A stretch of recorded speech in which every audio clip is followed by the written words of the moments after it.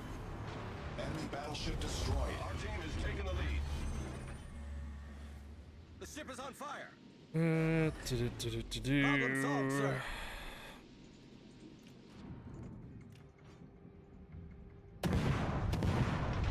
Yeah, where's your Minotaur?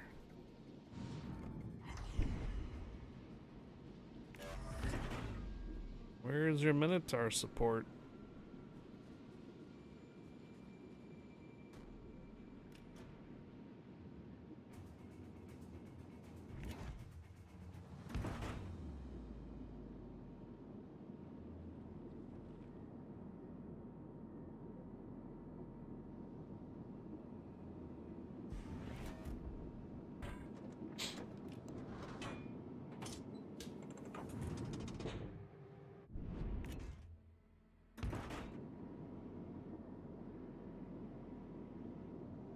TTVXD 2K20. Hello.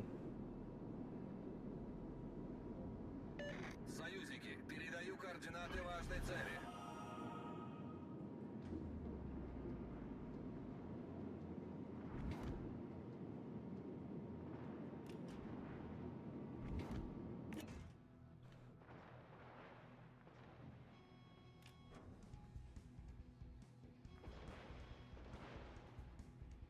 Yamato's got a cool camouflage on. That's the Azure Lane one.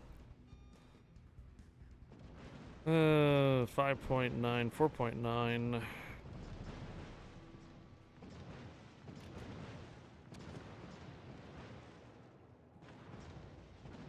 Yeah, hi.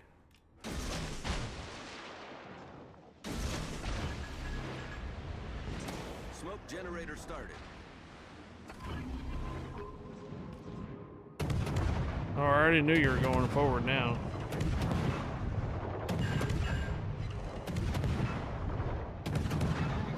Yeah, I already compensated for you to go forward as soon as you spotted me. Or I guess I didn't compensate enough, did I? Alright, switching to AP rounds. Never mind. Good job. Nice work. Alright, let's get on over to the other side of the map. Minotaur. Shimakaze. Interesting how the Minotaur didn't decide to stay on that side of the map and decide to come back to the middle. Well, we're gonna get a win this time. I'd say that's a plus.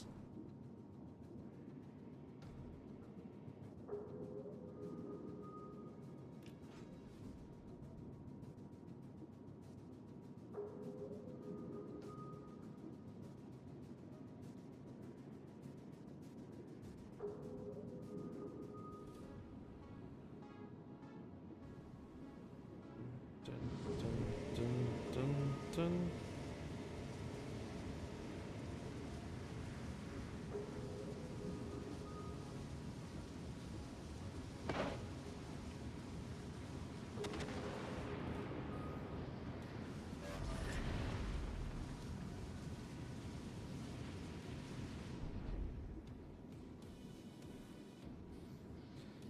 What was changed for the GK on the patch notes?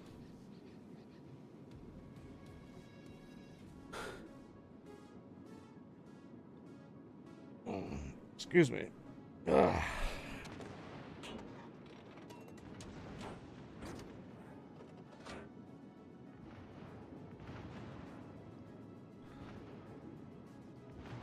Switch over to AP round, Petro. There you go. Nice. Nice work. Battle ends in 5 minutes. Why is that fish going straight to us?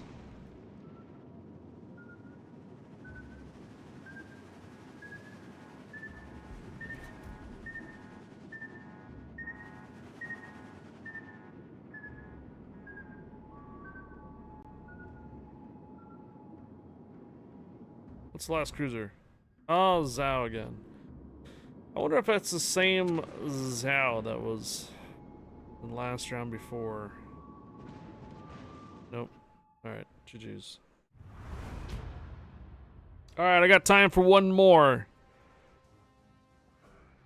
Lushan again, Centurion, or do you want me to play that new Italian cruiser.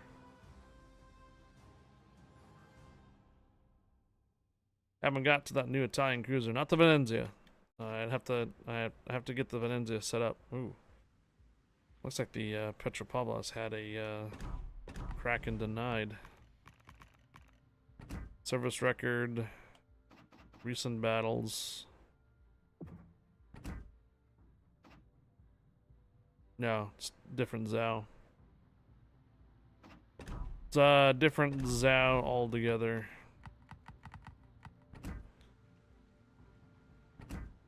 What is this? Takahashi, Eastern Sea Fortress. Oh. So there's, oh, I see. So Takahashi has some rewards, camouflage, permanent camouflage available now that it's available. Now that you can get the whole thing. So Agano, Gokase, Amano, and Takahashi. Or no, Shimanto. So if you run all the previous ships, you can get these rewards. Otherwise, if you play the Takahashi, win 3 battles, 111, 10 ribbons, and 100,000 damage. Floodings too. Let me do this stream readers real quick, and then we'll jump on some more legends for about another round.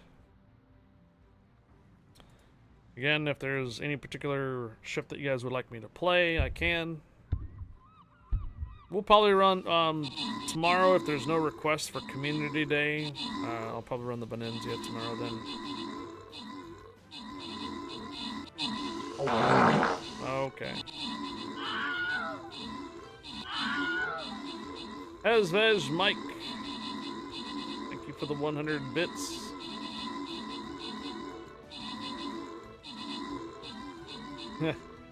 Giggle. Wet fart.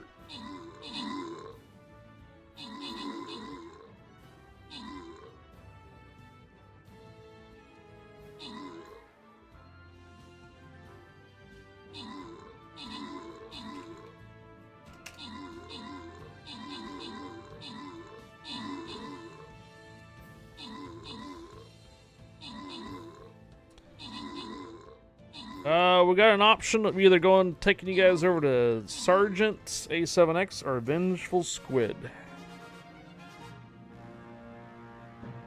We have those two streaming today. So we have Sergeant A7X and Vengeful Squid are both online today for your Warships console. Any preference between those two?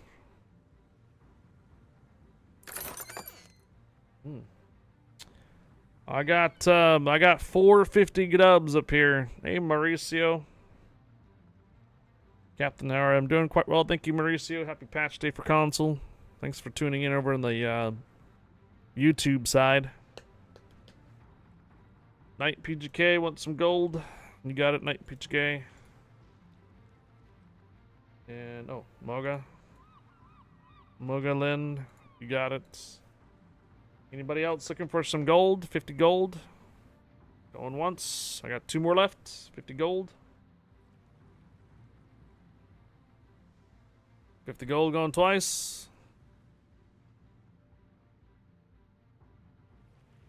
Alright, randomize it out. Oh no, Spencer.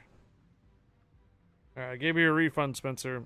Even if I am going to raid out for the console, I will be still playing Stream Raiders here for the next hour, and then in approximately an hour we're gonna switch on over to dungeons actually.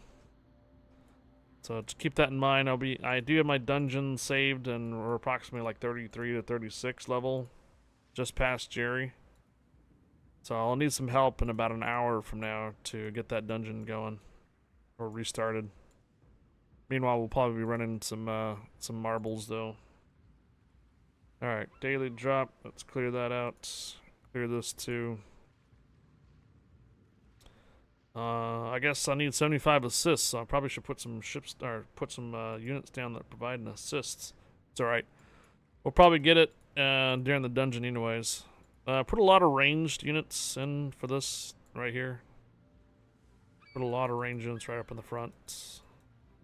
They'll get around. All right. Cool. I could set up the Takahashi. I think I had already estimated how much free experience I needed for that ship, actually. Let's take a look. It's Japan. And let's see. Shimanto to the Takahashi. So I need 200,000 free experience for that. And then 22 million to purchase it. Okay.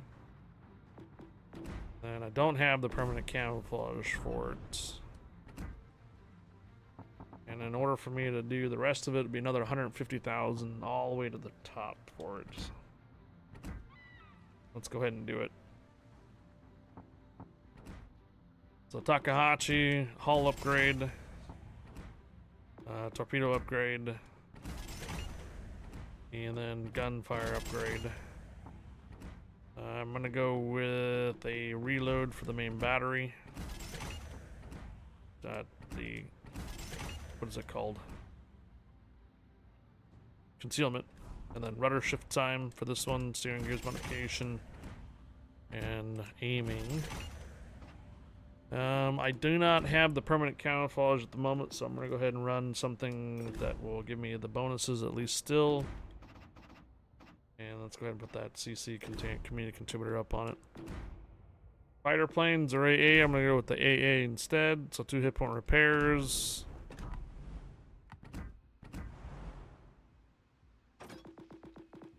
Alright, this is a tier 8 cruiser. Yeah, Takahashi. Who am I using? Fishy?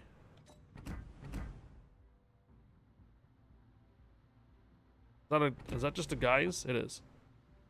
So I'm using Yamamoto for the cruiser captain.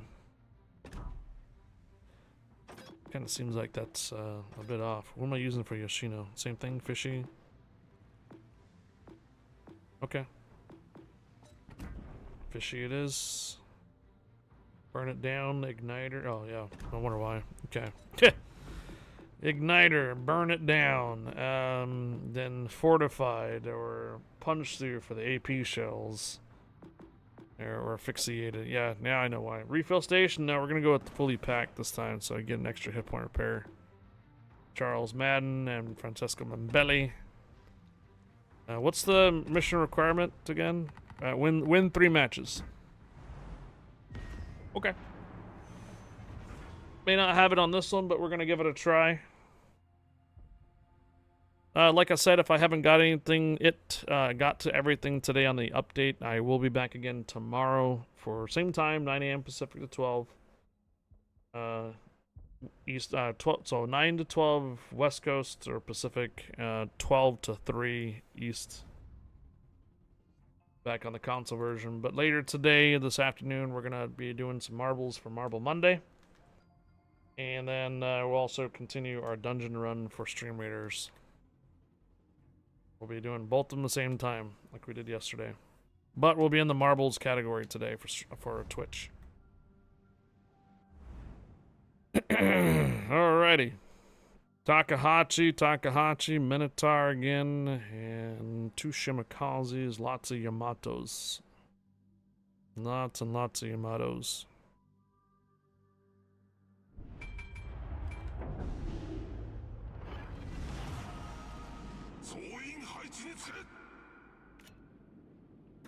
Crazy thing about the ship though is the range of the torpedoes. These are Japanese light cruiser ships, so you really cannot angle much on them. You just gotta bob and weave and pray that you don't get a good hit from a BB or something. So that's pretty much the best way you can play these ships. These three Yamatos, no, the 2 Yamatos and the Schlieffen are gonna hurt the ship quite significantly.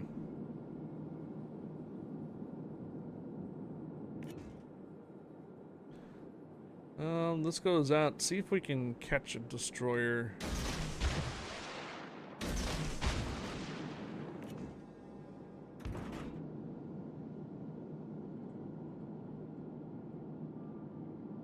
If I get spotted, I'll know the destroyer is probably on this side. Well, there's the first Schlieffen.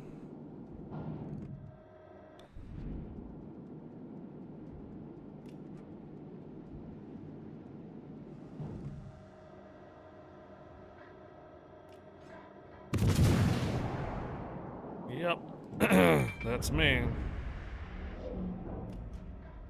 Wow, the reload time, what the?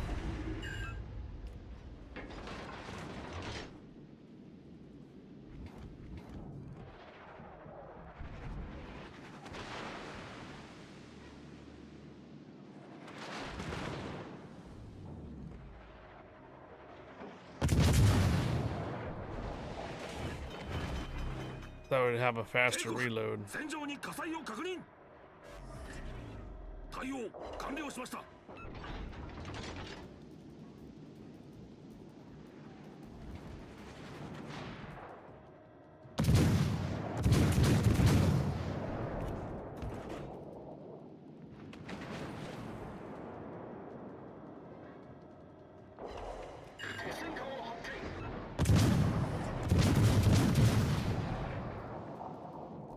I'm gonna be at maximum range. Yeah, no longer detected. This this ship is gonna be very useful for a captain skill that has range. So my recommendation is if you have captain skills that increase your range of the ship, do so for this one. This is not a ship that you want to be really close to enemy targets. And if you're able to extend it, it'll be more difficult for the ships to hit you. So essentially, yes, another kiting fire starter. I know. Another one. You got it. Yep. Stay at range, maximum range as possible. Your Takahachi's shells will arrive eventually. But yeah, you don't want to get too close to anything with the ship.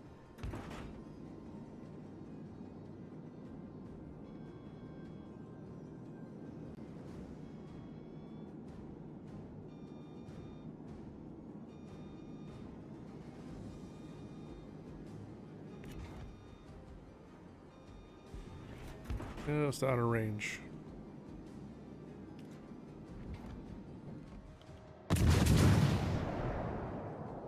Concentrate fire on the enemy warship.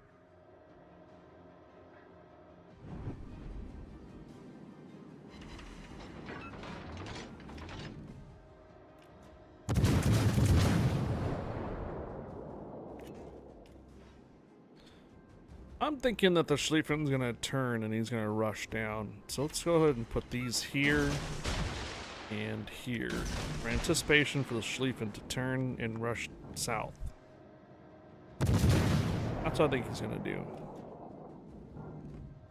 Oh, looks like he is starting to.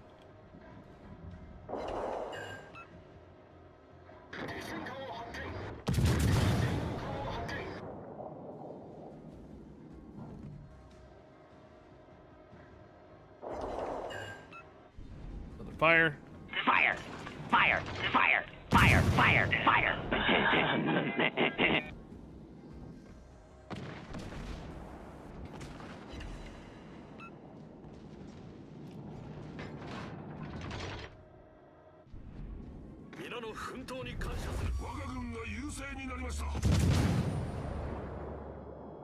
Minutes are at that range. I don't think my shells will arrive on time. Maybe they will. It's kind of surprising.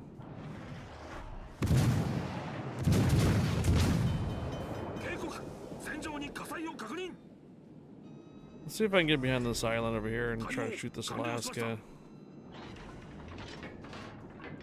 without being spotted.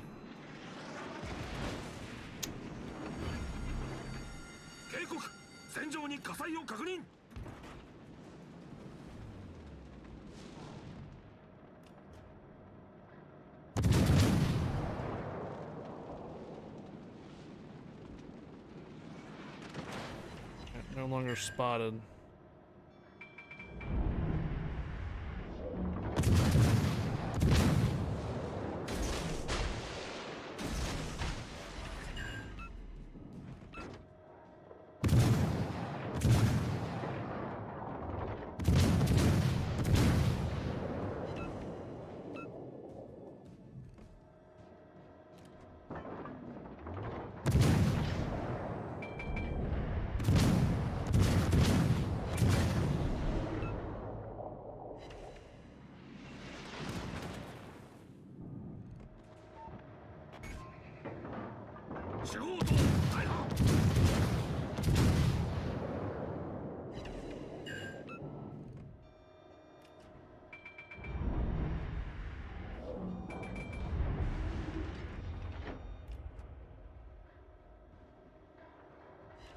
And a flooding.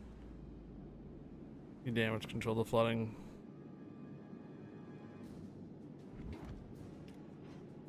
Lowell Jr.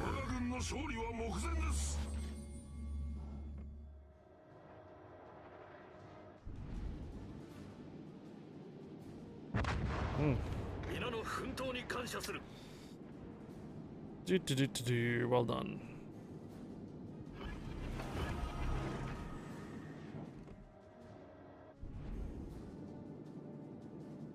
I might make an a mission here either this week or next week to get this Takahashi mission cleared to get the permanent camouflage. That'd definitely be something worthwhile to get a hold of or get completed. Either you can get the permanent camouflage by going using the other previous ships in the series, or if you just get the necessary requirements with the Takahashi.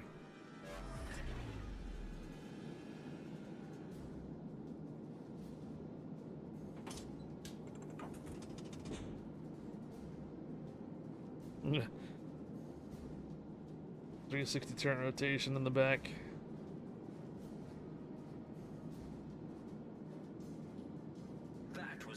Alright, and one ship all the way out in the back.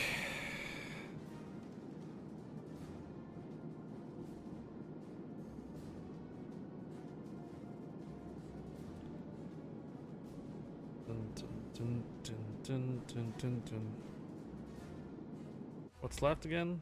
Oh, there are Takahachis in the back. Okay. Well, time's gonna run out here. We're gonna cap them out by points. Got 50 points left.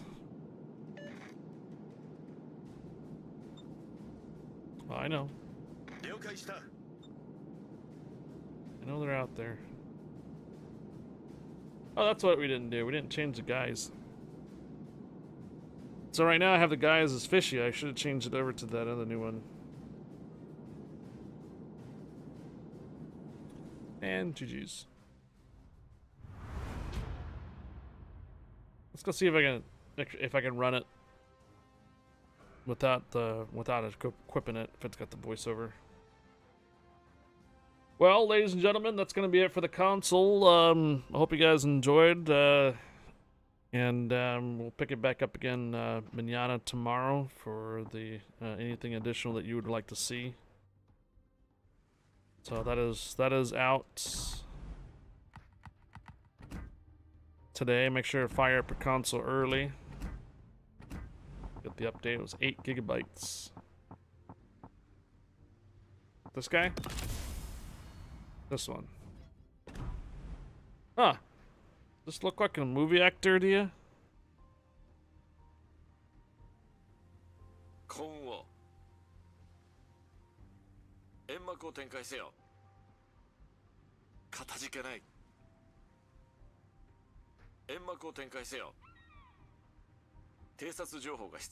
Hey, no problem there, GG Bob. You can always let me know, come back around and let me know what you decided.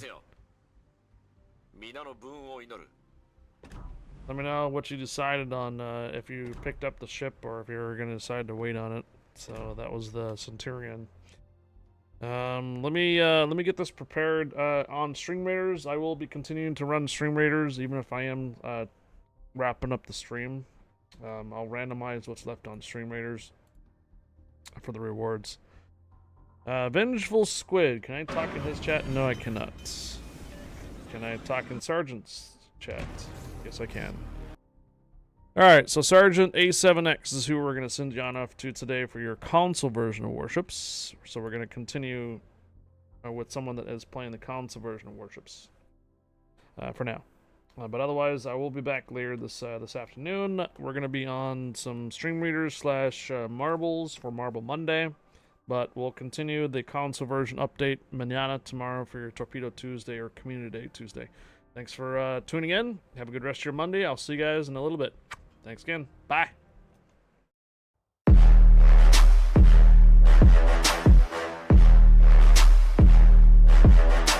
where's the embers on that?